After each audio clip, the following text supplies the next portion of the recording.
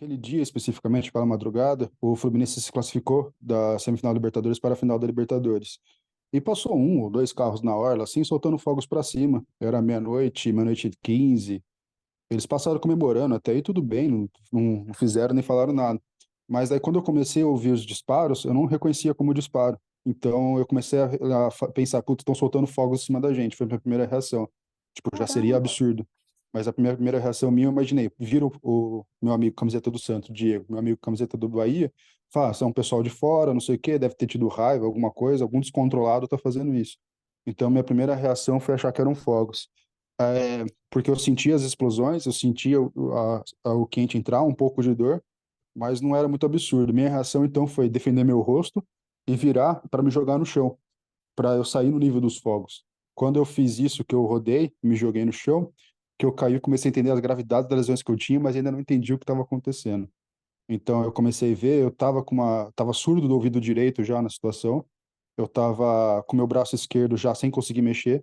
Aí eu fiz um movimento em bloco, joguei o braço para frente, ele caiu na minha frente, eu comecei a entender. Falei, ó, meu dedo tá fraturado, meu braço tá fraturado, mas eu tava conseguindo mexer a ponta dos dedos, tava tudo com sensibilidade. Eu falei, então, desse lado aqui tem conserto. Aí eu fui ver a outra mão, eu olhei a outra Gente, mão como é também que você tava, conseguiu pensar isso naquela hora? não É, sei, mas eu cabeça simplesmente de o lado ortopedista, né? o lado como médico falou mais alto. Aí eu olhei para minha mão esquerda estava conseguindo mexer mais fácil, só com dor no ombro e na mão, mas também tinham lesões nelas. Levei a mão até o ouvido, eu vi que meu ouvido estava uma couve-flor, tipo, meu ouvido direito. Daí eu falei, putz, estourou meu ouvido, eu tô surdo desse ouvido, mas falei, tá bom, tranquilo, ainda tem a mão esquerda, a mão direita vai ficar boa, vai dar para cuidar das coisas, deixa eu entender o que está acontecendo. Aí eu movimentei a coluna para os dois lados, falei, a coluna está preservada, a ponta dos pés está mexendo. Eu falei, então tá bom. O que que tem de lesão a gente vai conseguir resolver. E sempre assim, pensando assim, não, tô otimista. Então você me dá o copo, eu sempre vou ver a parte boa assim do que está acontecendo. Daí eu olhei para o lado. No que eu olhei para o lado, eu vi o Dr. Corsato já executado na mesa com os braços estendidos e o Diego estava fora do meu campo de visão e foi bem na hora que retornou o traficante e executou o Perseu. Então eu cheguei a ver a silhueta do cara com o braço estendido, o Perseu no chão tentando se movimentar e o cara executando. Daí ele parou de se movimentar. E nesse meio tempo eu estava sentindo os tiros que estavam sendo desferidos em mim. Eu estava sentindo calor, sabe? Eu estava sentindo um calor entrando, principalmente na região do glúteo. Então, enquanto eu estava vendo tudo aquilo, ficou uma pessoa, acredito, em cima de mim, dando alguns disparos. Aí eu entendi o que estava acontecendo. Eu falei, estão matando a gente. Aí eu falei, tá, não tenho o que fazer, eu vou controlar o que tiver, que for controlável.